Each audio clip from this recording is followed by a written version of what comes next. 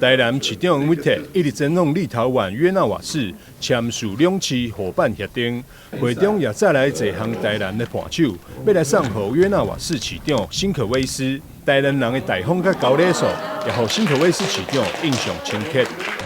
Taiwanese tea. Okay, you brought so many gifts. You'd have to bring another luggage. Thank you.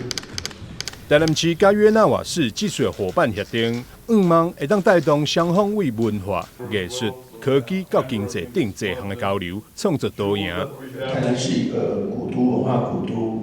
那但是台南也是有高科技的这个科学园区，也在台南。同样的，我们也希望在有几项的这个工业上的合作，那我们也希望说能够跟我们的科学园区的厂商能够寻求有更多来立陶宛设厂的机会。同样的，约纳瓦市有许多这个我们知道市长是经济管理系毕业的我们也希望说能够有更多在产业上来跟约纳瓦市合作。